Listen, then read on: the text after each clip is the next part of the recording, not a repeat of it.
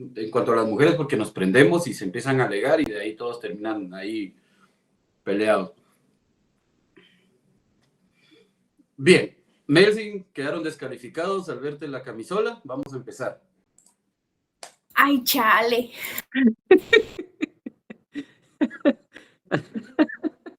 Ya viste, Brisa.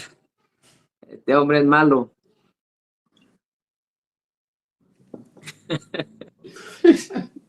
Bueno, les agradezco su puntualidad, agradezco que estén aquí. Hoy vamos a...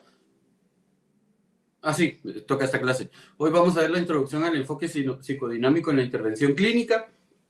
Prácticamente ya hemos hablado un poco de esto, porque prácticamente vamos como a reestudiar un poco más a Sigmund Freud, a nuestro papacito, quien logró posicionar la psicología dentro del estudio de la personalidad.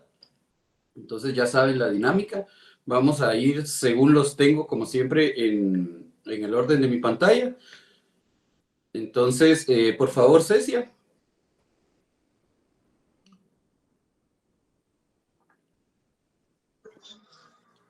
Mónica. ¿Me escuchan? Sí. Ok. Introducción al enfoque psicodinámico en la intervención clínica.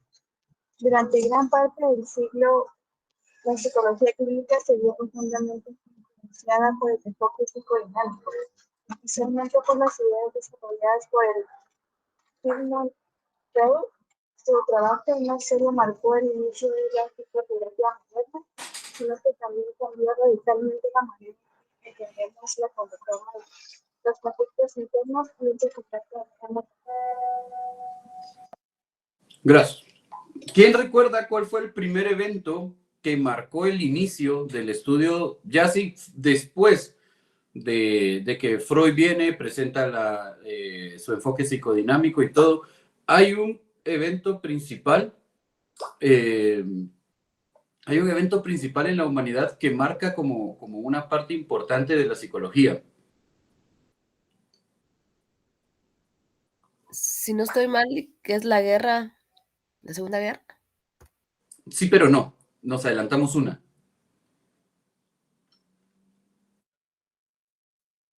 No, Henry lo dijo, pero sí, fue una de las guerras inicialmente. No, sí, gracias, fue la Segunda Guerra Mundial. En la primera se encontró que se estaban yendo demasiadas personas solo por el gusto de matar y después fue como, esto puede cometer crímenes de guerra, entonces vamos a empezar evaluaciones. Pero previo a esto, sabemos que el enfoque psicodinámico fue iniciado por Sigmund Freud.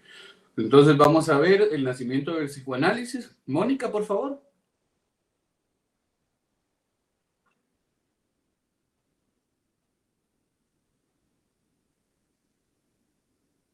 Y si no, Brice, por favor. Ya, voy. Solo espérame que voy a acercar la escritura porque hoy sí no se mira muy bien. Ya lo hice yo, no me la voy a acercar porque si no nos trabamos los dos. Ve, no le digo pues. A mí nadie me dice ahí qué hacer y qué no. Son bromas, Nick, son bromas.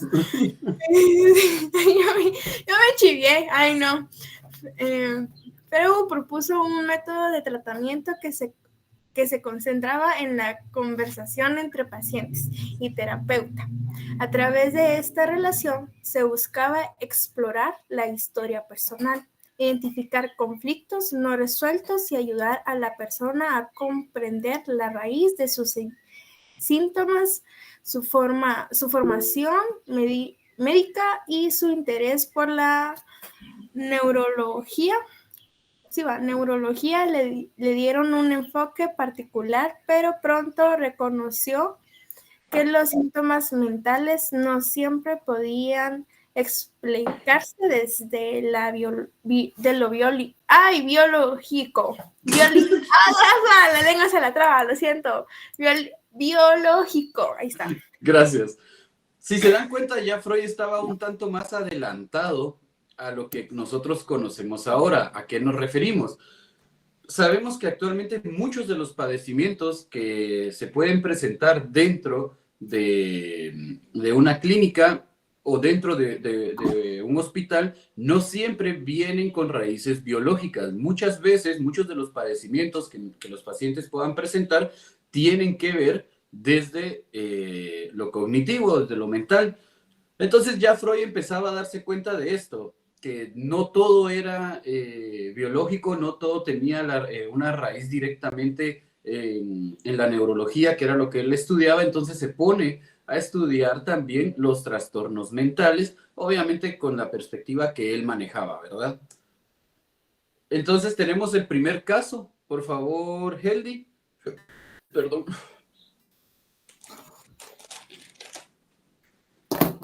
Ahorita, Lick, permítame. Ya le permito.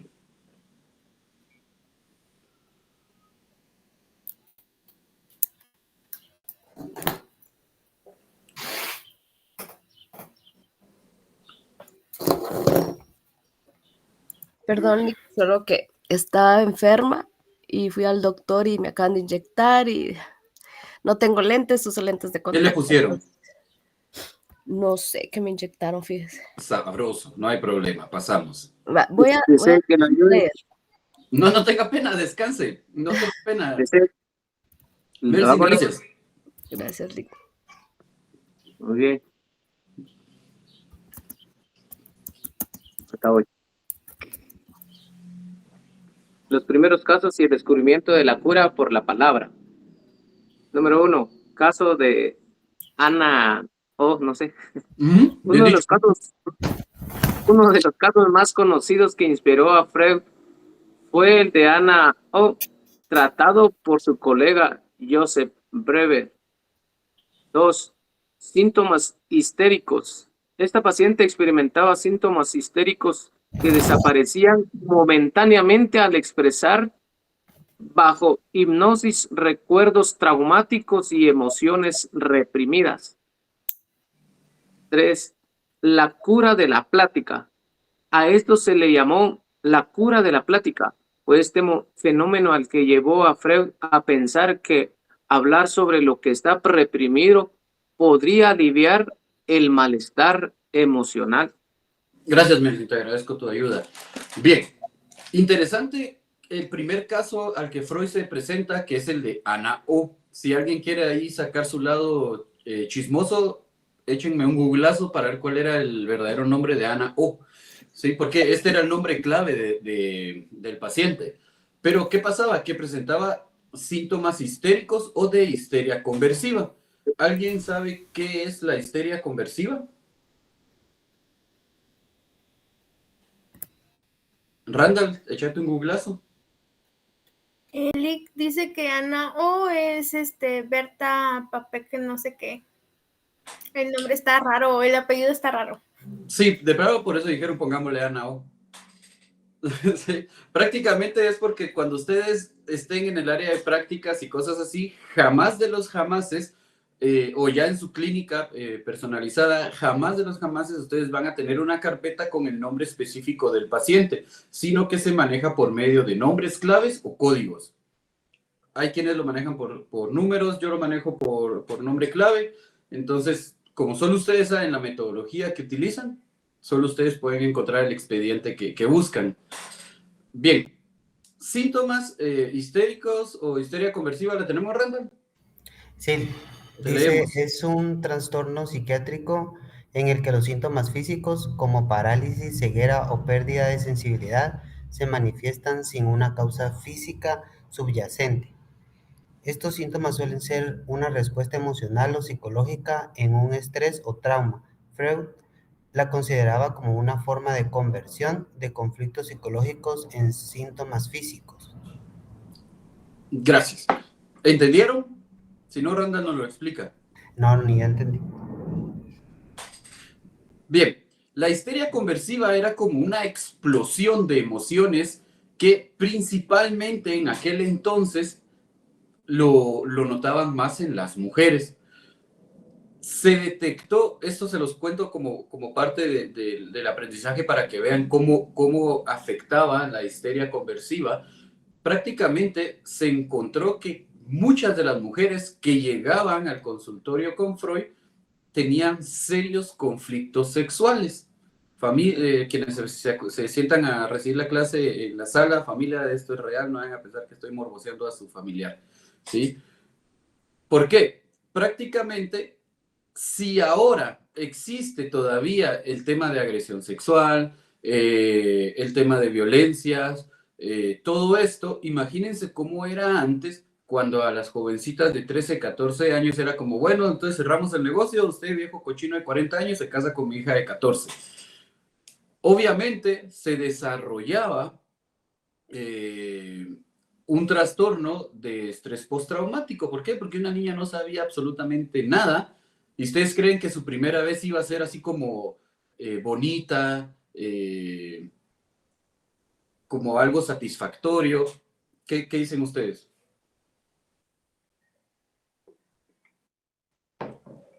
No. Si en pleno siglo XXI quien todavía uno le pregunta, ¿y cómo fue tu primera vez? Ah, la verdad, yo no sabía nada. Entonces imagínense, en aquellos entonces era mucho peor. ¿Qué pasaba? Que se despertaba lo que se conoce, que creo que ya se los he explicado, la hipersexualización en las mujeres. No se les desarrollaba correctamente, crecían con impulsos sexuales infantiles y entonces, como no se lograba satisfacer esta parte, se iba desarrollando como una tensión emocional muy fuerte que cuando crecían tenían ataques de furia, tenían síntomas catatónicos. Síntomas catatónicos es la gente que se pone dura y se queda así como erguida de un solo. Las mujeres se jalaban el pelo, peleaban, gritaban. Entonces, por medio de lo que dice aquí, la cura por la palabra, pero no es la palabra de Dios, es la palabra del paciente, el que viene y empieza a exteriorizar lo que quería hablar. En el psicoanálisis lo interesante es que el terapeuta se sienta, tal cual ven la imagen, solo que aquí no está el diván, pero en aquel entonces se usaba el diván, que es ese sillón largo. El terapeuta se ponía atrás del paciente porque así el paciente no se sentía observado ni nada y podía hablar sin ningún problema y empezaba a contar eventos muy traumáticos de su infancia y entre esto salía a raíz toda la parte sexual reprimida que no había logrado ser satisfecha. Entonces, por eso se creó el mal chiste, ahora lo van a entender, cuando hay una mujer enojada y dicen que es que el esposo no le dio. Se ríen, pero no es, o sea, prácticamente es una forma de violentar. ¿Por qué? Porque prácticamente vive insatisfecha. Que el otro no sepa usar esa su babosada no es problema de las mujeres, ¿verdad? Eso sí lo dije personalmente, familia. Ahora, cuando se observaron los síntomas histéricos, Freud utilizó diferentes métodos, entre ellos estaba la cura por medio de la palabra o de la plática, que se conoce como libre asociación. Eso no está en la presentación, pero yo sí se los puedo poner en el examen, ¿sí? ¿Por qué? Porque son tecnicismos, son cosas que ustedes tienen que manejar. Solo miro cómo todos agarran el cuaderno y lo anotan. Son tecnicismos que ustedes tienen que saber desde ya, porque se les pueden preguntar en cualquier momento. Entonces, ¿cómo se llamaba la técnica por la que el paciente hablaba y el terapeuta solo escuchaba? Libre asociación. Y la otra fue la interpretación de sueños y la hipnosis. Bien, por favor, Jocelyn.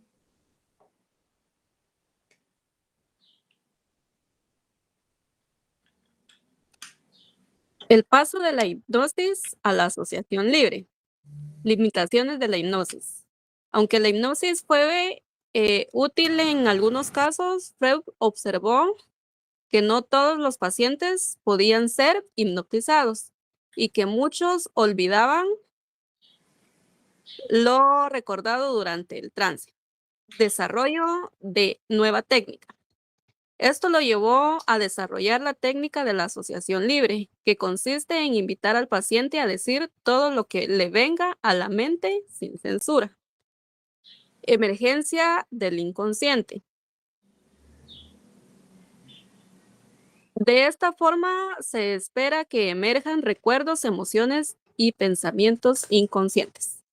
Bien, ¿qué dicen ustedes? ¿La hipnosis es o no es real? Sí, sí es real. O sea, sí, sí funciona.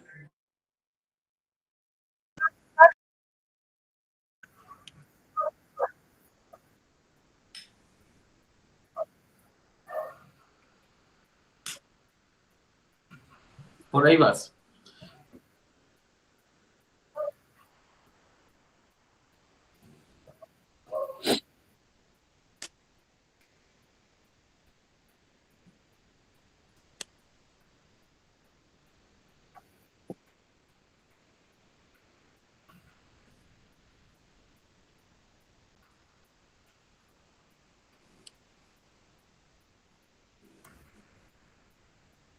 Bien.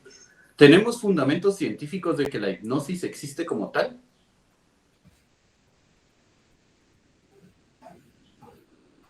¿Sí? Vamos, Jonathan, muéstralos.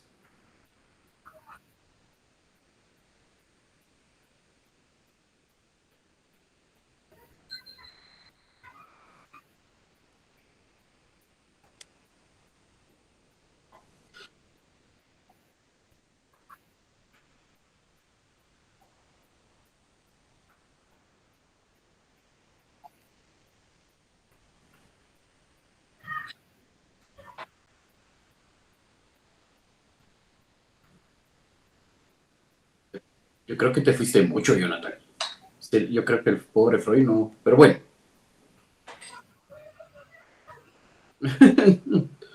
Bien.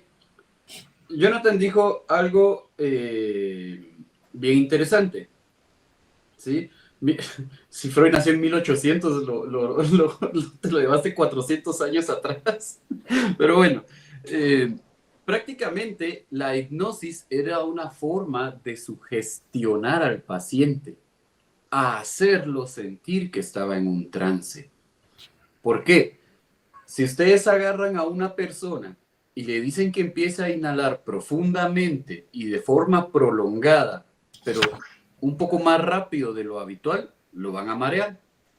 Y después de marearlo, lo van a hacer entrar en un estado como de mareo. ¿Sí, Annalisa? No, pero A ver, y entonces la persona entra como en un estado de somnolencia que fácilmente puede ser como sugestionado o más fácil como maniobrarle, como agarrar a un amigo bolo y sacarle la verdad.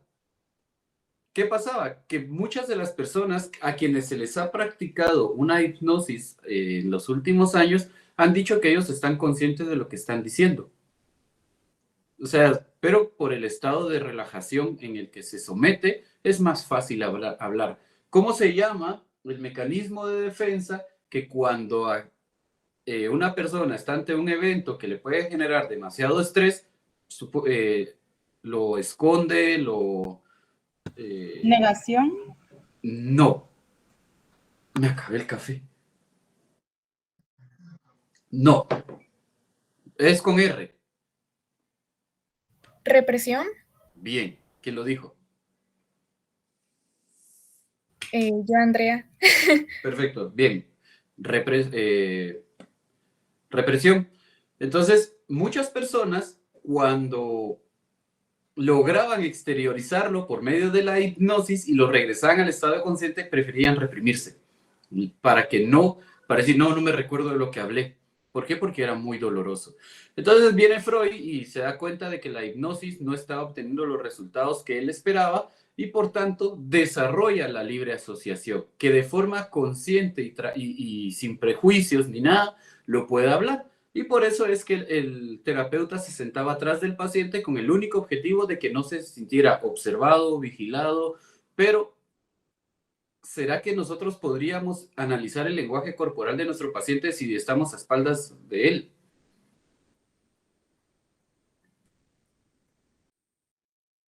Entonces, ¿cómo vamos a hacer un análisis completo del paciente? No se puede. Por eso, la libre asociación también llegó a topar y no habían bases científicas ni de que la hipnosis ni la libre asociación realmente tuvieran un impacto significativo. Obviamente sí lo tiene, pero no habían estudios científicos. ¿Por qué? Porque esa fue una de las principales características que votó el psicoanálisis, su falta de fundamentos científicos. Entonces, cuando Freud ya empezaba a tratar a las personas... ¿Sí, Merlin? Perdón, me quedé pensando, se puede observar desde la espalda y la tensión muscular no se puede ver ahí, la postura general que tenemos, el movimiento de la cabeza. Gracias. ¿El paciente, me logran ver todos? ¿Sí? El diván prácticamente era esto, una forma de estar así. Y el terapeuta estaba atrás. Era como estar sentado en esta posición, no en L como normalmente nos deberíamos sentar, sino así. Sí. Échense un googlazo de lo que es un diván. Diván.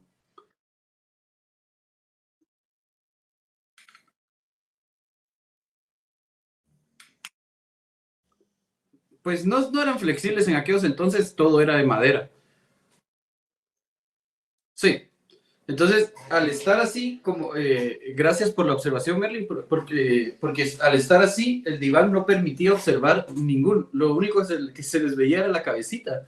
Entonces, era muy difícil un análisis más completo. Cuando vinieron otras ramas de la psicología, como la terapia racional emotivo-conductual o solo los cognitivos conductuales, ellos se daban cuenta de que tenían que analizar toda la conducta corporal, cognitiva y conductual del paciente.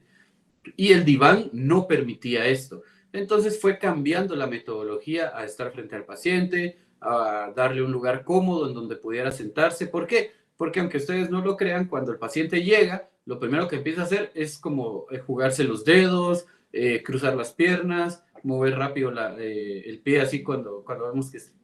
Entonces desde ahí nosotros nos podemos dar cuenta que el paciente se está sometiendo a ansiedad debido al suceso, y eso en el examen mental nosotros lo vamos escribiendo, porque podemos ver los niveles de ansiedad desde que uno saluda al paciente. ¿Alguna pregunta en ese caso? No, bien. Carla, por favor.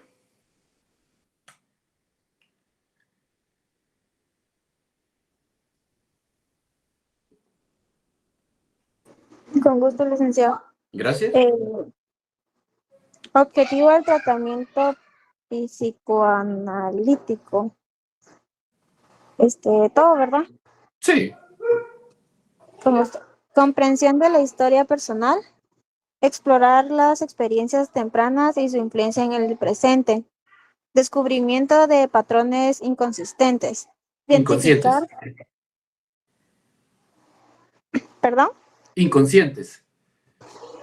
Perdón, inconscientes. Identificar cómo los conflictos reprimidos se manifiestan en la vida cotidiana. Transformación de la relación con uno mismo.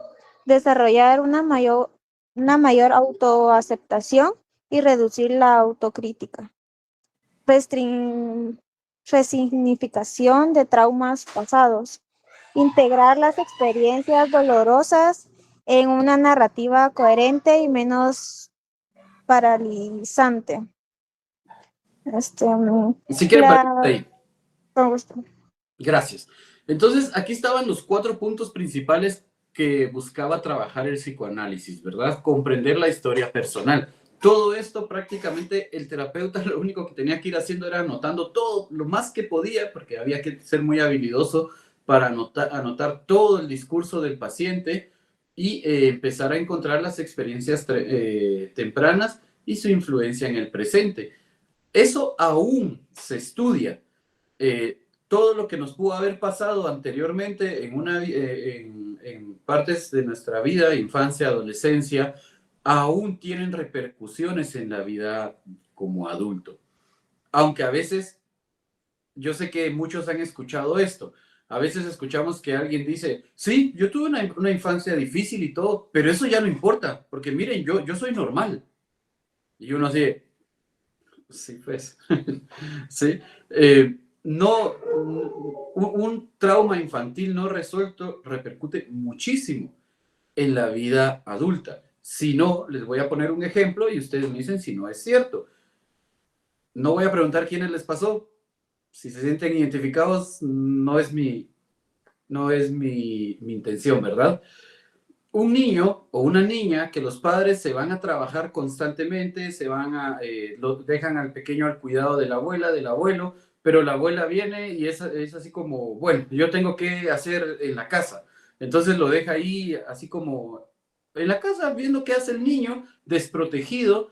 Obviamente el niño no se va a sentir que está desarrollando un buen sentido de protección. Va a crecer y cada vez que los padres se van, el niño llora, patalea, grita. ¿Por qué? No es porque no quiera que el papá se vaya, es porque tiene miedo que lo dejen solo. ¿Por qué? No hemos estudiado los impulsos de Tánatos y Eros, pero el impulso de supervivencia lo generan también los padres, al sentirse protegidos, al sentir que todo está bien, porque son sus figuras de autoridad. Crece, llega a la adolescencia, empieza a tener relaciones afectivas más fuertes, entonces empieza a encontrar grupos en donde se siente tranquilo. Ahí se forman los mejores amigos, las mejores amigas. Ahora ya ni sé si decir los befos, porque ahora la chaviza habla tan raro que ya no sé si existe el término befo o befa, pero empiezan a existir estos lazos. Y cuando ven que el mejor amigo o la mejor amiga le empieza a hablar a otro o a otra de la clase, se enojan. ¿Por qué? Otra vez me van a dejar. Se sigue desarrollando la idea de que la soledad es mala y entonces entran a las relaciones afectivas y con tal de que la pareja no los deje, se vuelven sumisos o son muy celosos al grado de que no quieren que le hable a alguien más porque lo van a dejar. Y después en la vida adulta se desarrolla en comportamientos como, esto va a sonar extraño, pero sí, ser una persona que ahorra excesivamente por el miedo a quedarse sin nada o vacío. Ser un acumulador compulsivo porque no soporta la idea de no tener. O empieza a tener relaciones disfuncionales con tal de no sentirse abandonado o abandonada. Y cuando rompen, es como su evento canónico, ¿verdad? Cuando rompen una relación, es su evento canónico porque esa sensación infantil de me dejaron se vuelve a revivir. ¿Sí, Jonathan?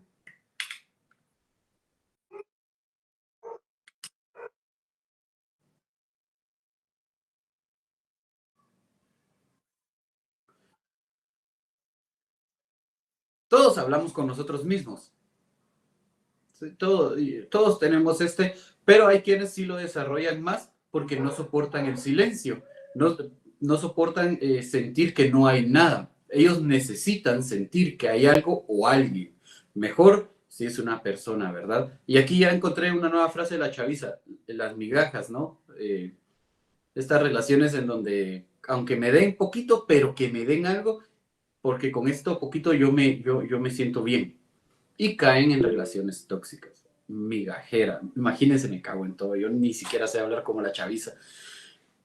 Pues ahorita que ustedes empiezan a ver eso, se dan cuenta de que los descubrimientos en el punto número 2, ¿verdad? Identificar cómo los conflictos reprimidos se manifiestan en la vida cotidiana, eso aún se estudia.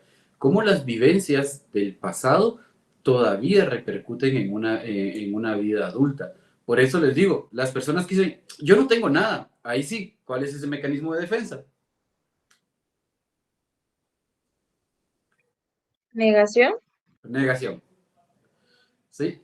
Niegan realmente que puedan estar lastimados. ¿Por qué? Porque eso los vuelve a poner en una situación vulnerable. O sea, si yo acepto que tengo algo malo, entre comillas, malo, ¿verdad? Me veo vulnerable y me pueden volver a dejar solo. ¿Sí, Merlin? Perdón, me surgió una duda. ¿Qué mecanismo de defensa sería si justifico todo lo que hago? Usted misma lo acaba de decir, solo cámbiale la palabra. Con R. Ya. Ok. Cuando racionalizamos las cosas. ¿Sí? Sí, a veces uno viene y le dicen, Mi ejemplo, ustedes, esto se ve mucho, ¿verdad? Uno va al médico, fíjese que tengo dolores de piernas, que no sé qué, que no sé cuánto, el chequeo completo y prácticamente le dicen a uno, mire, necesitamos hacer ejercicio, llevar una dieta más balanceada, es que viera que yo no puedo, porque mi trabajo, porque, y empiezan a racionalizarla, es que viera que mi esposa me pone mucha comida y lo racionalizan en vez de solo decir, sí, ¿verdad? Creo que tengo un descontrol alimenticio. ¿Por qué? Para cortar la idea de que ellos se tienen que hacer cargo de sí mismos. Es más fácil racionalizar las cosas que aceptarlo. ¿Preguntas, dudas, dificultades aquí? No. Bien, luego tenemos la transformación de la relación con uno mismo. Cuando el paciente, entre la habladera que se tenía, se empezaba a dar cuenta de muchas cosas. Empezaba a darse cuenta de que muchos de sus traumas solo eran el desarrollo de su propia percepción. Entonces empezaban como a darse cuenta de que lo que pasa todavía, ¿no? Como dijo Jonathan, hablamos con nosotros mismos. Pero qué bueno fuera que habláramos con nosotros mismos para tratarnos bien. Entonces, tendemos a decirnos que somos bien pendejos, que somos estúpidos, que si no fuéramos tan tontos. ¿Por qué? Porque somos, o sea, no hay peor juez que nosotros mismos. Sabemos qué cosas nos duelen y ahí nos atacamos. Entonces, por medio de la autoevaluación que permitía la libre asociación, las personas se daban cuenta de que podían tener una mejor relación consigo mismos y eso les ayudaba mucho más a salir del trauma. Y como dice aquí, resignificación de traumas pasados.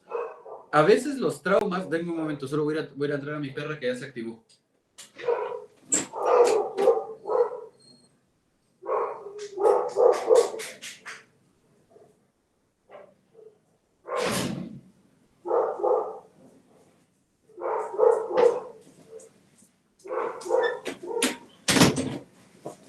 Perdón y gracias.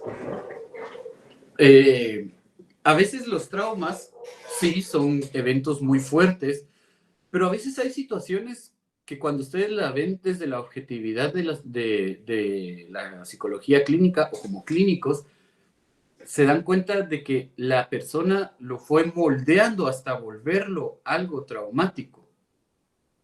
No es como una situación tan dolorosa como él lo quiere ver.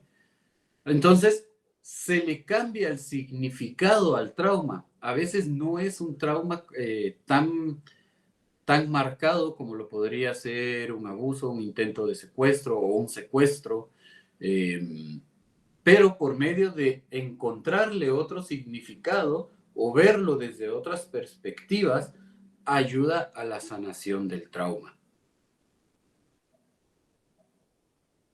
¿Sigo o alguien tiene alguna pregunta o algo que agregar?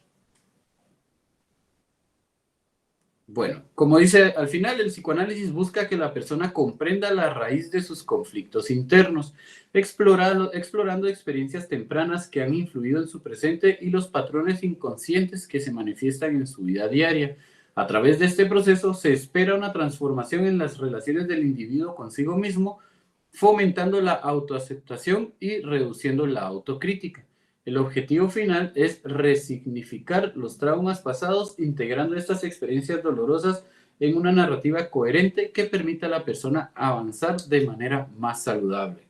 ¿Quién me podría dar un ejemplo de una experiencia dolorosa que contamos como con mucho dolor, pero cuando se pueda trabajar, lo podamos ver de una forma más saludable?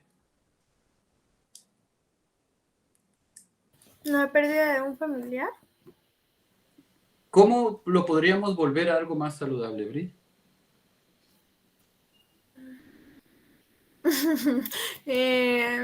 Pues yo pienso que sería hablando de, bueno, depende de cómo sea la situación de la persona, de cómo falleció o cómo se dieron las cosas, porque puede ser que no hubieron problemas antes de que falleciera la persona y todo estuviera bien, entonces se puede llevar un duelo, por decirlo así, sano, y tal vez sí duela por el hecho de que estuvo muy cerca de esta persona, pero si hubo una pelea antes del fallecimiento, pienso que allí sería como que culpabilidad del paciente, se sentiría muy culpable por no haberse disculpado o por haberse peleado o porque él se eche la culpa de que él falleció porque le dio un paro cardíaco por la pelea que tuvieron o algo así por el estilo. Entonces, siento yo que podríamos trabajar, en este caso con la pelea, podríamos trabajar explicándole que realmente no era como que su culpa, sino que si vemos o le preguntamos el expediente de la paciente, de la persona que falleció, podríamos decir que la persona falleció porque tenía problemas de salud, no fue su culpa, que en ese momento tuvieron la discusión, pero realmente no fue la culpa de él, sino que venir y quitar la culpa y pues ya que esta persona lleve como que su duelo tranquilo y en un futuro pues hable tranquilamente su pérdida, ¿no? O no sé, usted No, ve. está bastante bien, solo un punto clave. Nosotros no somos quienes se lo decimos. Eso nosotros lo guiamos a entenderlo. Por eso el terapeuta habla un 20-25% durante la sesión y el resto es el paciente que se va respondiendo a sí mismo. Pero sí, en muchas ocasiones, en el tema del duelo hay un fallecimiento y se escucha muy seguido. Es que si yo hubiera estado ahí para cuidarlo o cuidarla, es que me peleé con él, con ella y yo siento que no le pedí perdón. Esto tiene un nombre y se llama asuntos pendientes. Hay técnicas para trabajarlo, por ejemplo, la silla vacía. ¿Alguien lo ha escuchado? ¿Que nos lo quiera exponer? Es una técnica en donde se le pide al paciente que visualice o imagine, no sé que no es lo mismo, no sé cuál de los dos términos usar, usted me corrige, usted es el psicólogo. ¿Está bien? Ok, que está ahí el ser X, fallecido o no fallecido, y que pueda manifestarse y expresarse con él. Gracias, Mati. Básico, ¿verdad? Es así, pero así como para ondeárselos más rápido. Es como una forma de que la persona logre tener una comunicación con la persona con quien tiene asuntos pendientes. Se le pone una silla, como dijo Merlin, se le pide que visualice o imagine a la persona con quien tiene el conflicto y hable. Después de que ya habló, se le invita a que ahora tome el lugar en la silla y represente a la persona y que responda a las preguntas. Al final, el paciente empieza a sentir menos culpabilidad. ¿Por qué? Porque, por ejemplo, usando lo que dijo Brice, ¿sí? Sabemos que a veces tenía una deficiencia física que no le iba a permitir vivir y por el autodiálogo de que ella misma reconoce de yo estaba mal. Sí, Jocelyn. Una consulta. Fíjese que precisamente Pregunta ayer, porque yo cobro por consulta. ayer hablaba con mi jefa y ella me comentaba que a raíz de que su tía falleció, ella quedó como con ataques de ansiedad. ¿Será que esto se puede tomar como también asuntos pendientes que ella tenía? O porque pues dice que todo emana de ahí, que ella recuerda que pues su tía, ella estaba a la par de su tía y le tomó la mano y cuando ella falleció y desde ese momento ella ha tenido ataques de ansiedad. Pueden ser dos. ¿Hace cuánto fue el fallecimiento? Tiene ya como 8 años. Bueno, entonces sí, eso puede ser asunto pendiente o la experiencia cercana a la muerte, quienes no logran entender 100% que la muerte es un proceso natural y que al final todos vamos a pasar por él, ¿sí? Yo le consultaba porque a los años dice que el papá falleció también y yo le decía, pero ¿cómo fue la experiencia que tuviste con él? ¿Lo aceptaste? ¿Lo asimilaste? Y ella me dice, sí, me dolió, pero pues lo superó. Y de hecho, ella es de Izabal y ella viajó y me dice, mira, cada vez que yo voy allá, yo me tengo esos ataques con más frecuencia, porque ahí fue el lugar donde ellas vivían con la tía, pero no sé. Es que no hay nada como el primer trauma. ¿A qué me refiero? Cuando ustedes se enfrenten a un caso de trauma, se van a dar cuenta de que hay un expediente de traumas. O sea, pasó una vez, se volvió a repetir, pero siempre les van a hablar del primero, el que inició todo. El fallecimiento del padre solo acrecenta los síntomas. Entonces, ¿qué pasa aquí? Que la ansiedad es como una forma en que el cuerpo nos indica que hay peligro. Y como ella probablemente no entiende al 100% cómo es el tema de la muerte, entonces para ella es muy conflictivo el hecho de tener que recordar que su tía falleció y no entiende más allá. O sea, el cuerpo es como, también me voy a morir. Y se activa la ansiedad.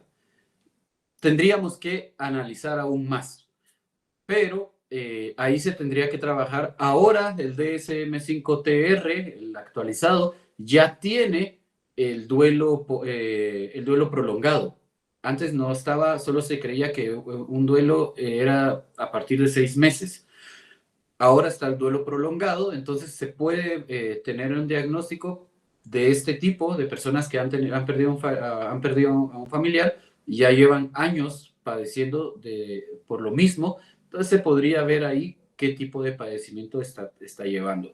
Pero en el caso de la jefa de Jocelyn, la silla vacía o silla caliente puede darnos una nueva perspectiva de qué es lo que está pasando. ¿Por qué?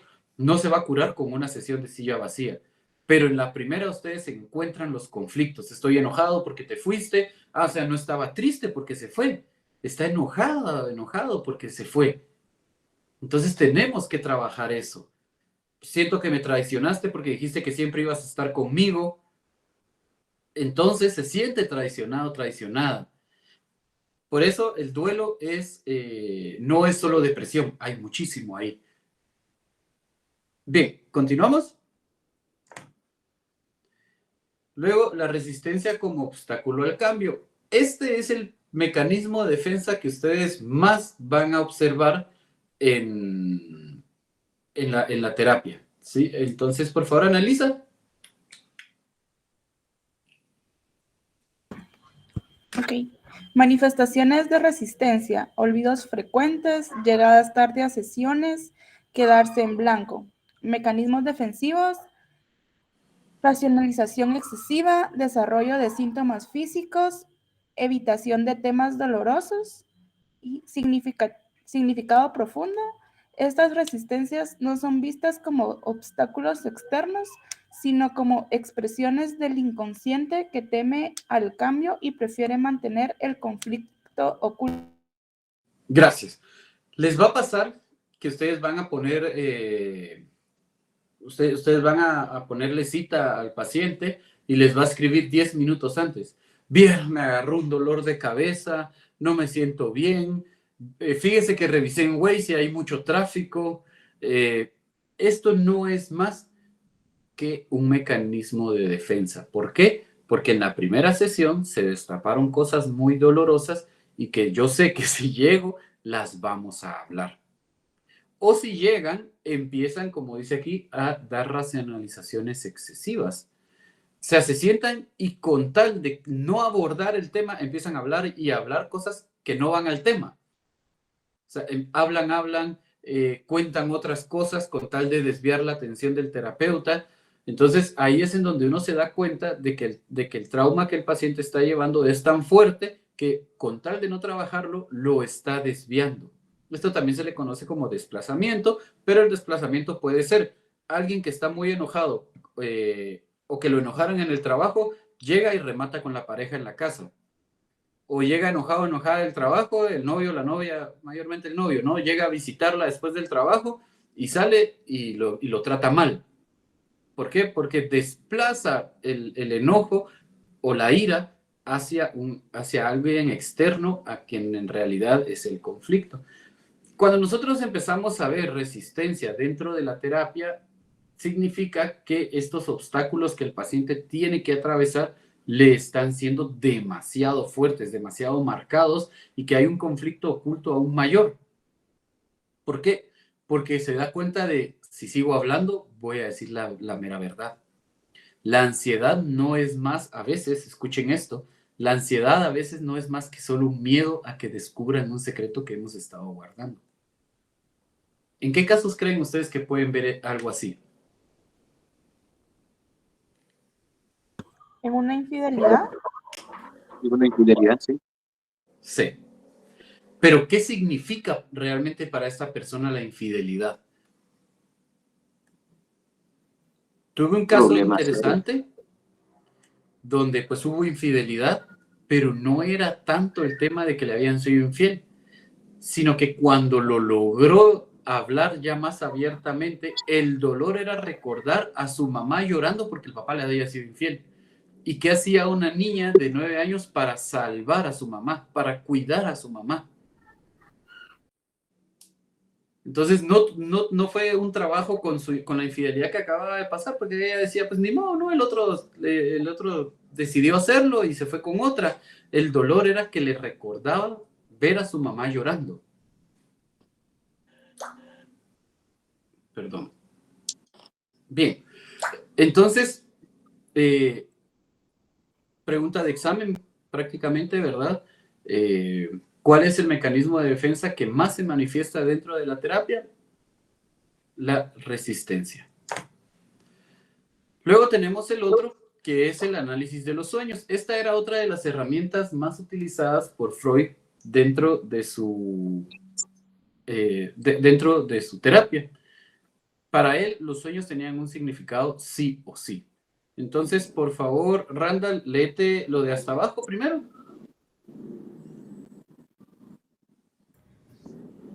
Freud consideraba que los sueños eran una vía directa al inconsciente a través del análisis del contenido manifiesto, del sueño, lo que se recuerda, y el contenido latente, lo que verdaderamente representa. Se pueden descubrir deseos, temores y recuerdos que no logran expresarse en estado de vigilia. El trabajo del terapeuta es ayudar a desentrañar ese lenguaje simbólico y encontrar su posible significado. Bien, ¿los sueños tienen o no tienen significado, mis estimados estudiantes? Uh-huh.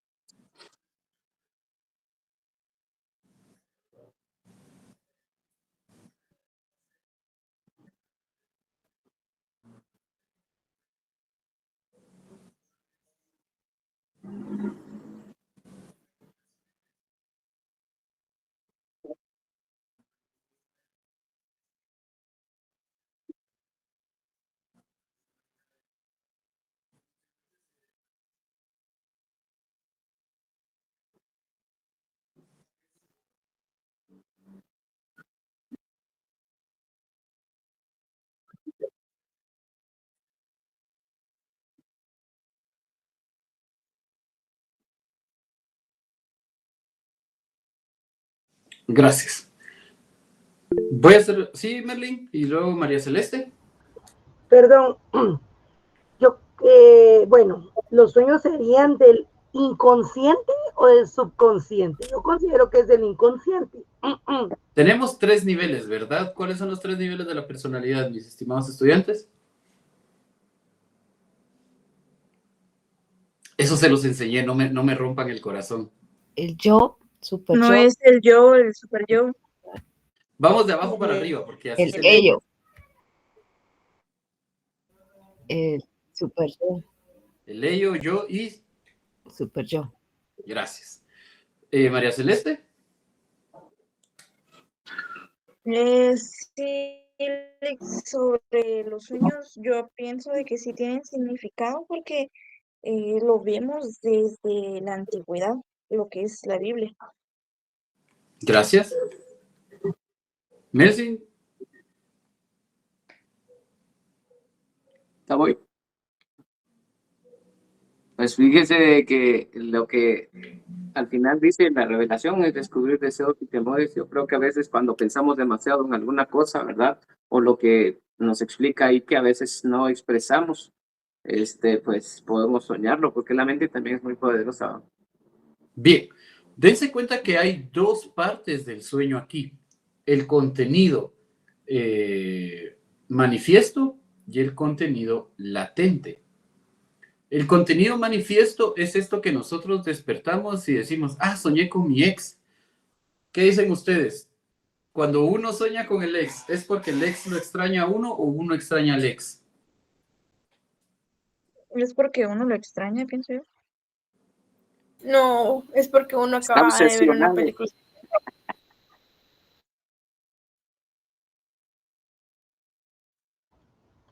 Deseo reprimido. Porque vive, es porque vive Bien, Merly. obsesionado con el novio. Bien, el contenido manifiesto es lo que nosotros recordamos, el lenguaje que nosotros le ponemos. Yo soñé que iba en una barca y estaba estaba en medio de un lago y empecé a sentir que me jalaban o que la marea se puso fuerte. Eso es lo que nosotros le ponemos el lenguaje, eso es lo manifiesto. Pero el contenido latente, ¿cuál es el contenido onírico? Este es el nombre de la terapia basada en los sueños, el mundo onírico. Pero ¿cuál es el contenido onírico real de un sueño en el que hay agua y uno está en medio de la situación en donde hay agua? Según Freud, el agua tenía la representación, prepárense, del útero materno. Entonces, para Freud, soñar con algo así era un indicio de un conflicto materno. Pero como nosotros no tenemos la capacidad de ponerle ese nombre, nosotros el contenido manifiesto lo expresamos según nuestro lenguaje y el contenido latente es el verdadero significado. ¿Por qué? Porque el inconsciente se expresa a través de simbolismos. ¿Por qué? ¿Qué había en el útero cuando estábamos creciendo?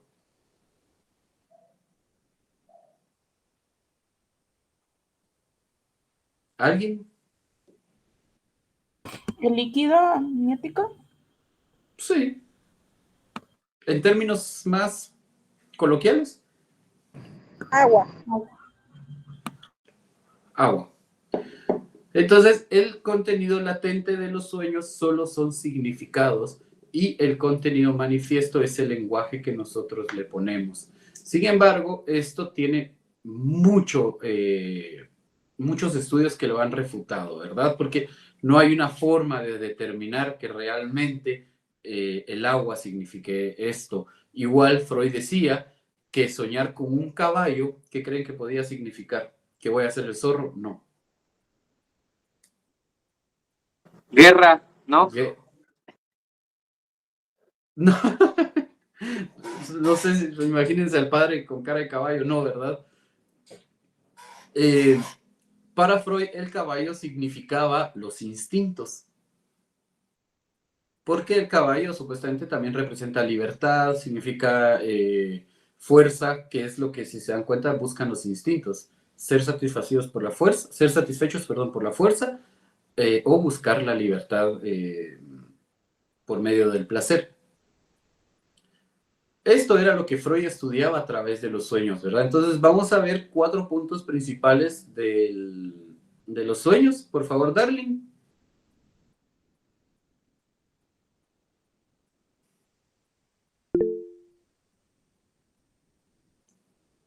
Oh, ¿qué es lo que no quiere decir para tener la garganta tan lastimada? Está bien. Arlene.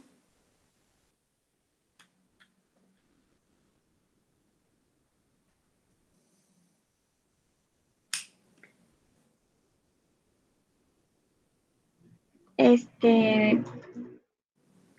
lo de abajo todo? Los 4 puntos clave. Contenido manifiesto, lo que se recuerda del sueño. Interpretación, Desentrañar el lenguaje simbólico, contenido latente, lo que verdaderamente representa, revelación, descubrir deseos, temores y recuerdos ocultos. ¿Quieren hacer un ejercicio? Sí. Sí. Bien. No es lo mismo lo que ustedes sueñan, lo que ustedes dicen del sueño que lo que realmente soñaron. Durante esta semana, quienes lo quieran hacer y no lo quieran compartir la próxima semana, lo vemos, van a dejar un cuaderno a la par de su cama junto con un lapicero. Cuando ustedes tengan un sueño, literalmente, o sea, despertando del sueño y no hagan nada, no enciendan la luz, no busquen la lamparita del teléfono, no hagan nada, agarren el lapicero y el cuaderno y empiecen a escribir como puedan, no busquen poner recto el cuaderno, nada, como puedan, y escriban todo lo que se recuerdan y vuélvanse a dormir. En la mañana que se levanten, recuérdense de su sueño y digan, ah, sí, esto y esto, y después lean lo que escribieron y me cuentan qué dice. ¡Qué miedo! Este tipo de... ¿Usted lo ha hecho, Oli? ¿Quién dijo eso? ¿Cuál? Que yo he hecho eso. Que sí lo ha hecho. ¿Y qué tal? No, creo que no me di a entender que si le pregunto si usted lo ha hecho. Ah, yo hice un diario onírico. ¿Y qué tal? Les cuento que nos llamaron la atención porque dice que no tenemos que contar nuestra vida. Como que si me importara, ¿no? Pues lo que pasó, les cuento, porque esto es material de estudio, prácticamente fue un proyecto de universidad. Yo me desperté solo recordando que yo estaba en una colonia de por aquí cerca que se llama El Cortijo, ¿sí? Y que me costaba caminar, recordé yo.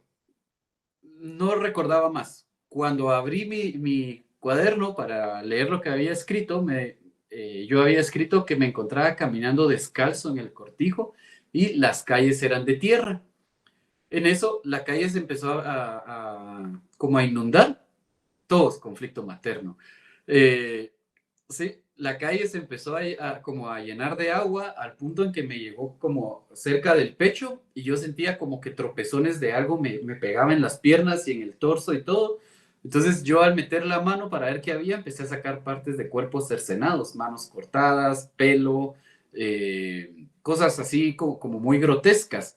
Entonces vine yo y agarré como cuando uno agarra agua así para tomar, porque yo quería ver qué rayos, ¿no? Entonces levanté así agua y lo puse como buscando luz y el agua era sangre.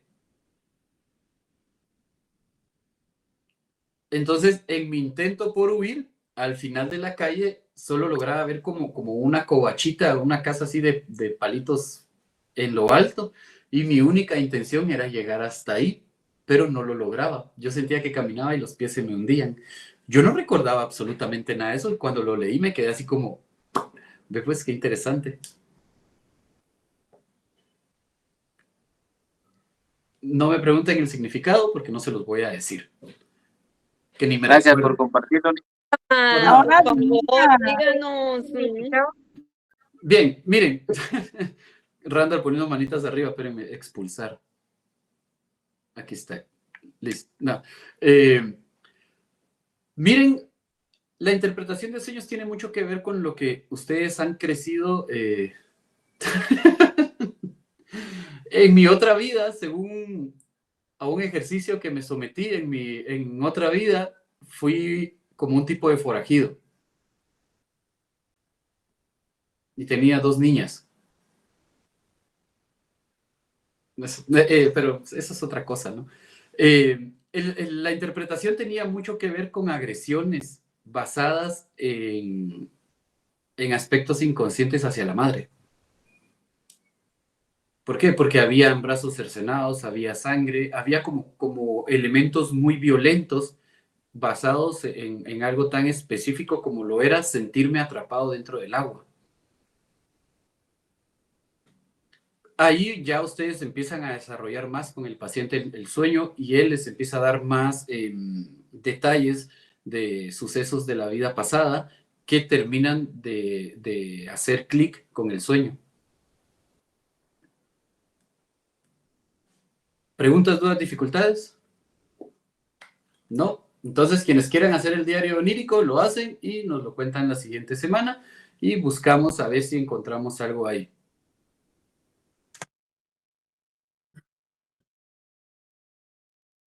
¿Cómo? ¿Ustedes creen que van a poder escribir bien a esa hora? No, o sea, ustedes agarran un diario onírico y solo tienen que poner mucha atención porque uno escribe mal a esa hora.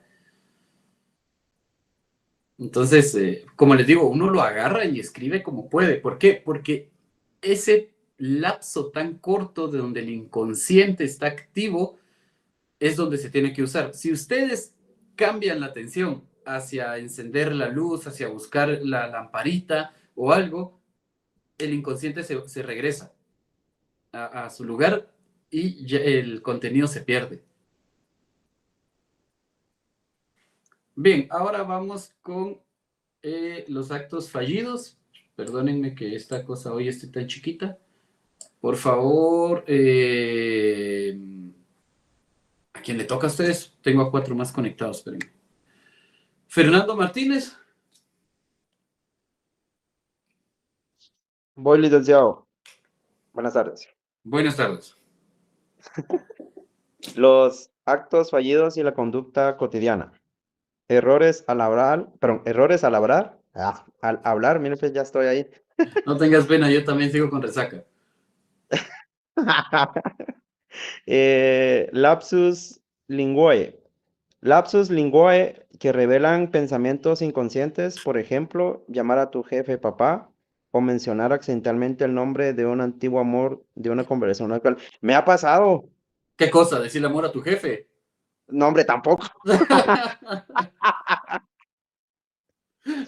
No. Me ha pasado, bueno, no precisamente que yo tenga esos errores al hablar, sino que con mis alumnos, que a veces varios alumnos míos me dicen papá. No sabía que era eso, el lapsus linguae hasta ahorita, ¿verdad? ¿Por qué creen que se Olvido. da? Quizás por, no sé, la verdad no sé. ¿Alguien? Suéltense sin miedo. Pienso, Lick, que por la falta de la figura de paterna. Eso iba a decir, pero no sé si estaba bien. Puede que sí, puede ser falta de la figura paterna o algo más. ¿Alguien más? Perfecto, Arlene, gracias. Arlene, perdón, ese nombre muy élfico. Punto 2, olvidos significativos. Olvidar nombres, citas o información importante, como olvidar el aniversario de boda, sí me ha pasado. Revelando posibles resentimientos o el nombre de un colega que irrita, mostrando adversación inconsciente. Sí, bueno, eso sí me ha pasado a mí. He olvidado algunos nombres y algunas citas importantes. A mí se me olvidan las edades. Eso, miren, yo con las edades soy malísimo. Chistes reveladores, humor que expresa deseos o pensamientos reprimidos. Un chiste sobre la infidelidad puede revelar inseguridad en la relación, o un chiste sobre la muerte puede ser una forma de lidiar con la ansiedad. Interesante. Torpezas accidentales. Acciones aparentemente casuales como motivación inconsciente, tropezar sin querer con alguien que te molesta o romper un objeto perteneciente a una persona que te genera sentimientos ambivalentes. Sí, me ha pasado también. Según Freud, Como una gran autoterapia, ¿no? no, sí, de hecho, estos 4, aunque no sé, creo que no solo a mí me ha pasado, sino que también a más de algún otro compañero. Según Freud, incluso los errores, olvidos y chistes pueden ser expresiones del inconsciente. Un error al hablar o escribir o una torpeza aparentemente accidental puede tener una motivación inconsciente que conviene explorar. Así, el análisis clínico no se limita solo a lo que el paciente dice en la sesión, sino que también incluye su comportamiento fuera de ella. Eso Cuan- explica muchas cosas. Cuando nosotros estamos con temas muy arraigados a nuestro inconsciente, es muy común, aunque no lo crean, que pasen este tipo de cosas. Eh, esto es bien interesante, mencionar accidentalmente el nombre de un antiguo amor. Esto pasa, aunque lo podamos ver como chiste. A veces estamos... ¿Sí, Merlin? Perdón, no pude interrumpir a Fernando, pero escuché eso de que los jóvenes, los alumnos le dicen papá. Esto del lapsus del lenguaje, yo lo asocio de manera diferente. Me corrige, por favor, es para autoaprendizaje también. Considero que los estudiantes a veces le dicen mamá o papá al maestro porque tienen un vínculo afectivo y están proyectando en el maestro cuidado por el papá, seguridad emocional, etcétera. Porque cuántas veces no me han dicho mamá, y yo sé que tienen mamá, pues no es solo porque no tengan, porque le pregunto a Fernando, ¿a todos los maestros les dicen papá? No creo. Es porque se sienten con vínculo. ¿Estoy en lo correcto? Gracias, Berlin, y gracias, Fernando. Hay diferentes factores aquí. No todo es una verdad absoluta y no todo tiene un mismo significado. Papá y mamá pueden significar dos cosas diferentes para dos niños. Para uno, mamá y papá pueden ser, como dijo Merlin, figuras de vínculos positivos, así como para otro, creo que fue Arlene, quien dijo que puede ser la falta de uno. Y al sentirse protegidos, educados, motivados por el maestro, puede despertarse el deseo inconsciente de mencionar a papá o a mamá. Aquí, o sea, ya tocaría que ver la historia de cada pequeño. Pero en este tema de decir mamá, papá, en las figuras de autoridad, jefes, maestros, supervisores, puede tener varias connotaciones que requieren un estudio de las vivencias de la persona que tiene, ¿verdad?, este pequeño lapsus. Luego los olvidos significativos. ¿Sí, Annalisa? Perdón, solo esto también aplica Aquí para no las pedimos perdón parejas, porque no estamos haciendo nada malo. para las parejas que se tratan de mami y papi, digamos, o sea, porque se ven protegidos por ellas, le dicen así. O hay carencia de. Por eso, dentro de las relaciones de pareja existen las relaciones espejo. ¿Alguien las ha escuchado? Como yo he visto ahí el perfil de algunos, me he metido a analizarlos, ¿no? Entonces, hay algunos que tienen fotos ahí en pareja y estas cosas y que son como muy de rayos, los que no tienen y están así de chayos, ¿no? Lo que pasa es que al exponer tanto su relación, algo están queriendo decir. En las relaciones espejo nosotros encontramos qué reflejo es mi pareja. Si estoy ahí por falta de afecto paterno-materno, si estoy ahí en las relaciones enfermizas, si estoy ahí porque mi pareja me está reflejando una patología que yo no he sanado.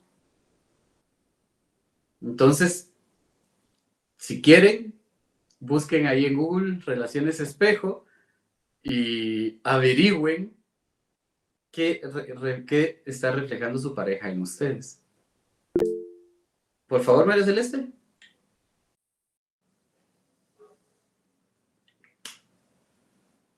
María Celeste. Fíjese que yo tengo una duda, pero yo solo me recordé de eso, pero no sé si tenga que ver con alguno de estos puntos de los que estamos hablando, de los errores. Es que fíjese que una vez alguien me confesó de que esa persona, cuando alguien le estaba hablando, le costaba mucho como entenderle lo que quería decirle o descifrar lo que le estaba diciendo, que ella empezó a decir de que no escuchaba, de que le costaba escuchar, cosa que no era cierto. Entonces ya lo venía haciendo con casi todas las personas. Cuando le decían algo, no lo comprendía, pero no porque no escuchara lo que le estaban diciendo, sino porque realmente llevaba como un lapso de tiempo, como unos minisegundos, para comprender el mensaje, como para descifrarlo.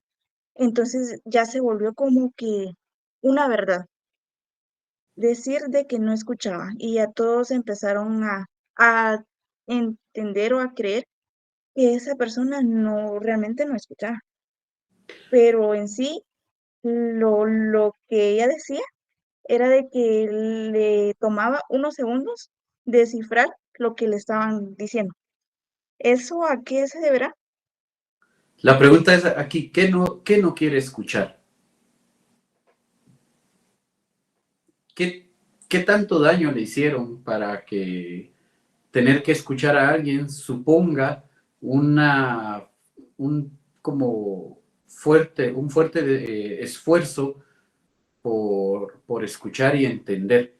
A veces nuestras vivencias han sido tan agresivas que hacemos oídos sordos. ¿Han visto a los niños que empiezan a escuchar que los papás se alegan y todo y se tapan los oídos y se hacen bolita?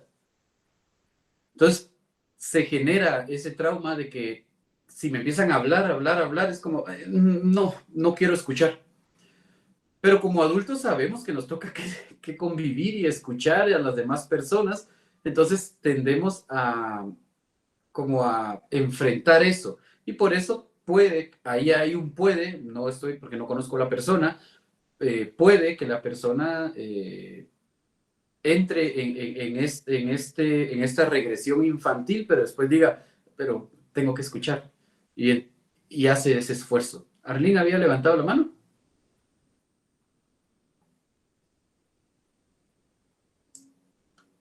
¿Arlene? Perdón. ¿No? ¿No? Bueno. Luego tenemos el papel de la Ya estoy. transferencia. ¿Manda? ¿No? Bueno. Papel de la transferencia. Aquí esto lo tienen que tener muy claro porque transferencia es lo que ustedes van a tener constantemente en la terapia. Por eso aquí se los alargué un poco, les pido perdón por tanto texto. ¿Alguien lo puede leer? Si no, lo acerco.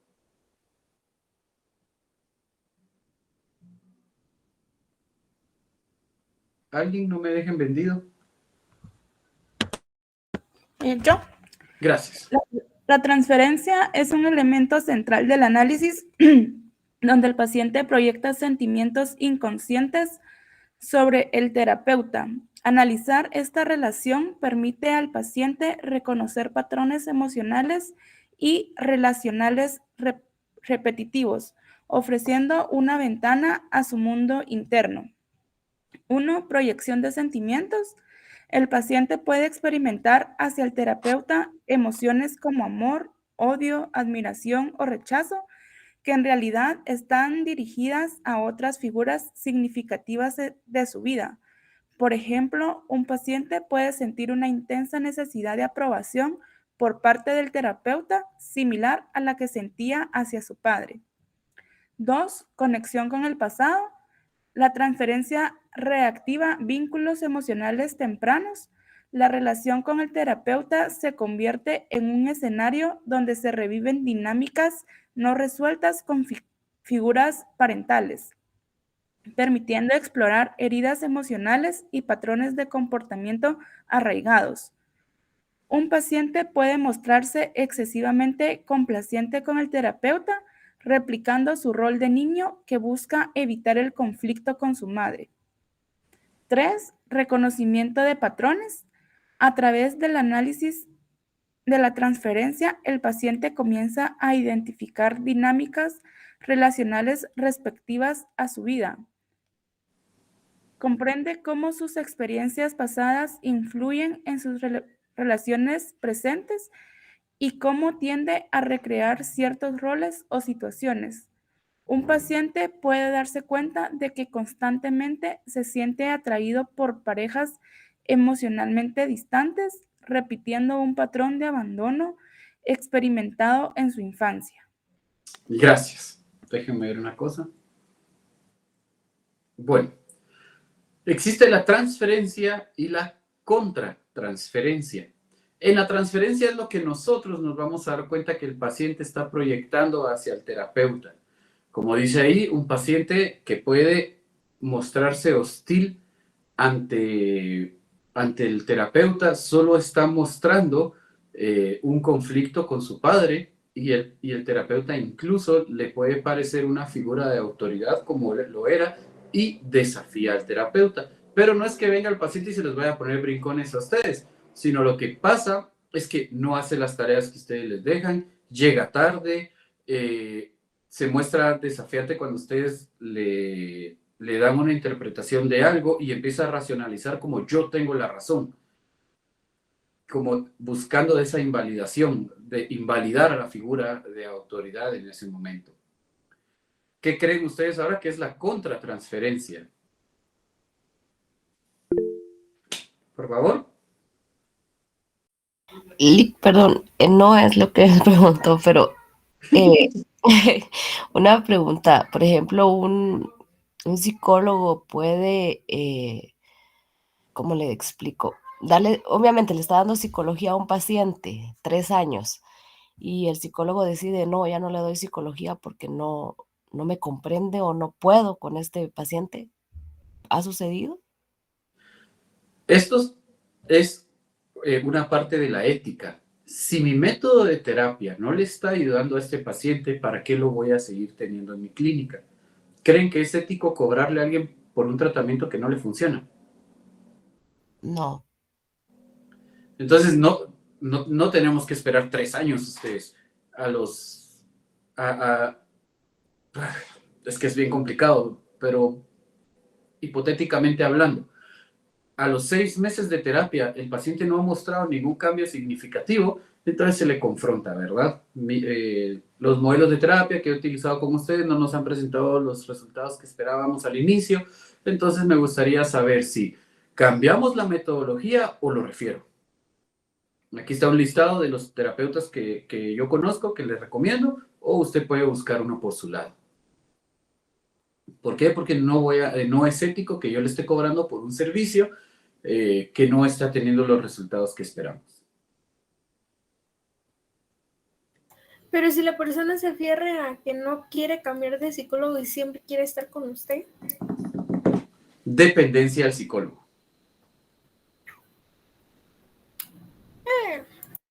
¿Sí? ¿Saludable? No. Entonces, cuando ustedes empiezan a darse cuenta de eso, incluso les cuento, en la transferencia hay casos en donde algunos pacientes se pueden sentir atraídos por el terapeuta. ¿Por qué? Porque recuerden el complejo de Edipo, el enamoramiento del niño o el complejo de Electra, el enamoramiento del niño o la niña hacia el progenitor del sexo contrario.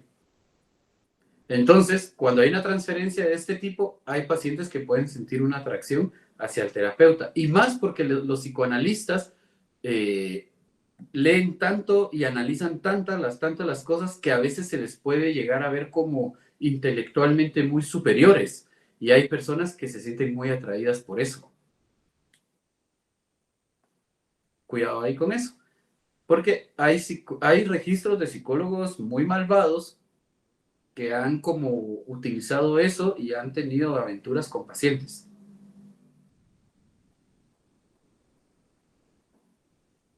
Guácala, qué rico, ¿no? Ahora, hay que tener mucho cuidado con eso, mis estudiantes. Porque sí, lo hay. ¿Y saben quiénes caen mucho en eso? Los psiquiatras. Porque como los psiquiatras no están obligados a dar psicoterapia, ellos solo, su trabajo es medicar y llevar un control del paciente. Harley Quinn le dicen. Jonathan.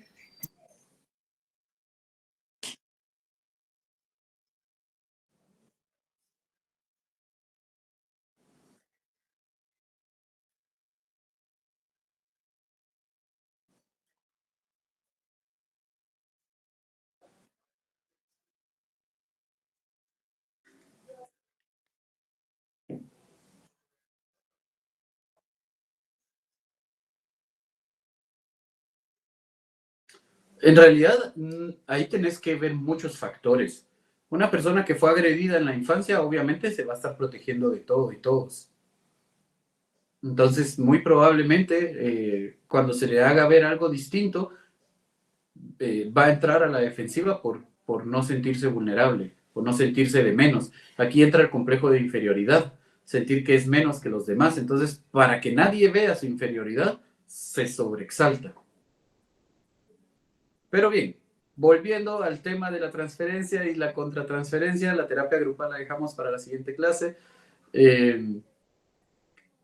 Contratransferencia es cuando el paciente les empieza a contar a ustedes, y saben en dónde pasa mucho esto, en quienes no han superado un duelo por ruptura o cosas, o infidelidades o cosas así, que el paciente les empieza a contar y ustedes se empiezan a identificar con lo que el paciente está diciendo.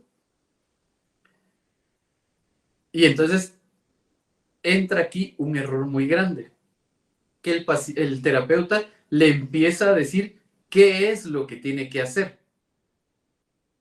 porque es lo que él debería hacer. No, entonces se rompe la terapia y llorando juntos. Les voy a contar una experiencia. Tuve ¿Le ha pasado, Lick? ¿Cómo? Sí, le ha pasado. Al inicio.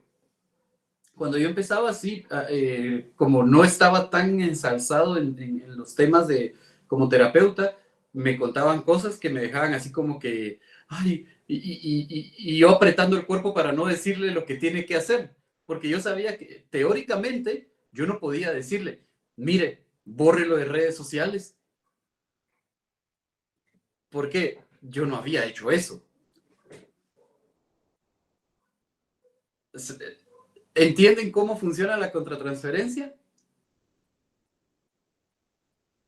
Entonces, uno tiene que aprender que uno no es un tonel en donde el paciente va y echa toda su basura. Uno es un canal por donde el paciente echa la basura, ustedes la tratan, la vuelven un material más digerible, un material más funcional y se lo devuelven interpretado. Pero tengan mucho cuidado. Spoiler de vida, mis estudiantes. Sus primeros casos como de psicoterapia van a ser cosas que ustedes no han sanado. Lick, es similar a un abogado, ¿verdad? De que cuando está llevando un caso de divorcio, escucha a la otra persona y escucha a la otra persona igual, o sea, no es él y dice, bueno, hay que divorciarlo y ya. Con los abogados es más fácil, porque pueden desplazar ese odio hacia la persona, o sea, pueden así como estoy tan enojado con mi expareja, que ¿sabe qué? Chinguemos a su expareja. Y el cliente, sí, hagámoslo, ¿no? Quitémosle todo. ¿Por qué? Porque yo no sé si usar tus heridas para manchar a otros sea algo astuto o algo narcisista. Para todo hay una ley con eso, para todo hay una ley. Gracias, Merlin. O sea, hay que ser muy cuidadosos con eso en la contratransferencia y como les digo, sus primeros casos van a ser cosas que ustedes no han trabajado. Por eso, ahorita la universidad, aquí estoy metido yo, les cuento, lo siento, pero los voy a tener que someter a que ustedes van a tener que tener un número considerable de terapias si quieren, como parte de su proceso de graduación.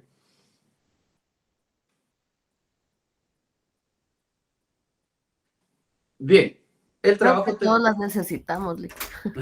Sí. ¿Quién está en...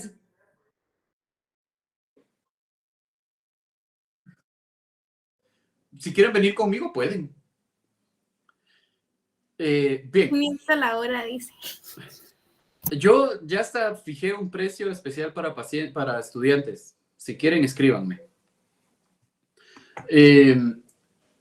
Entonces, el trabajo terapéutico como un proceso largo y profundo. No sé, ¿ya leyeron todos? ¿Alguien puede leer, por favor? Ah, no, yo creo que Lucía Alfaro no ha leído. Ni Stephanie Lux. ¿Cualquiera de ustedes dos puede leer, por favor? Felicidades. Voy a leer Yolik. Gracias. Buenas Lucía. noches. Buenas noches. El trabajo terapéutico como proceso largo y profundo. Compromiso inicial. El tratamiento psicoanalítico clásico requiere tiempo, compromiso y paciencia. Proceso de transformación. Se trata de un proceso profundo que busca no solo aliviar síntomas, sino transformar la comprensión que la persona tiene sobre sí misma. Integración personal. A través del análisis continuo se espera que el paciente pueda integrar aspectos antes rechazados de su historia y su personalidad. Muchas gracias. Una de las cosas que más le critican al psicoanálisis es lo tardado que es. O sea, son terapias que llevan de 2 a 3 años.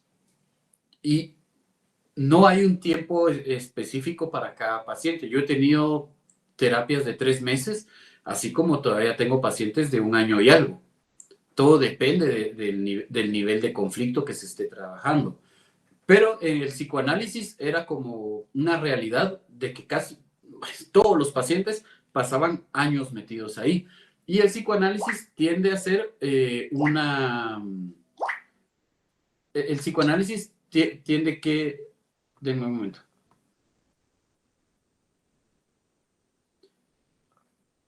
Perdón, ya les estoy robando minutos, perdón ustedes. El psicoanálisis tiende a ser como muy largo y caro. El psicoanalista sí cobra caro. Aquí en Guatemala tengo entendido que una sesión con un psicoanalista orientado a lo freudiano, más o menos cobra 500 por sesión. O sea, uno que esté iniciando ahora, un psicoanalista con más tiempo, puede realmente estar cobrando entre 700 y 800 por sesión.